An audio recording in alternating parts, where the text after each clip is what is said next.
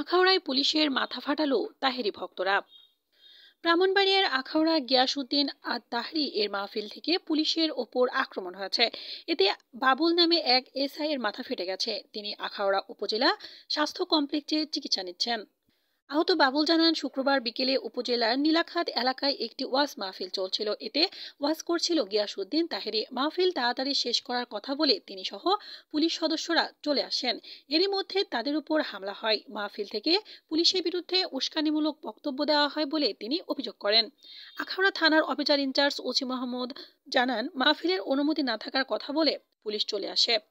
এরই মধ্যে মাহফিল শেষ করে হয়। পরে একজন কিশোরের ঢিলে পুলিশ আঘাতপ্রাপ্ত হয়। ওনার হচ্ছে মাথায় দু জায়গায় আঘাত ছিল, সেরা লাগছে তিনটা সেরা লাগছে না, তিনটা সেরা লাগছে, আর জায়গায় আঘাত ছিল ওটা সেরা লাগে নাই। আর হাতের মধ্যে খোলা ছিল, আমরা এক্সরে করছি, ফ্র্যাকচার একটু হয়েছে, মানে একটু জাস্ট ফার্স্ট ইয়ার তিনটা সেরা মাথা তিনটা সেরা লাগছে, আর হাতের এই আঙ্গুলটা।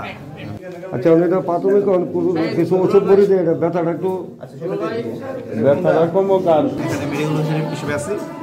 ওনার হচ্ছে মাথায় দু জায়গায় আঘাত ছিল, সেরা লাগছে তিনটা সেরা লাগছে না, তিনটা সেরা লাগছে, আর জায়গায় আঘাত ছিল ওটা সেরা লাগে নাই।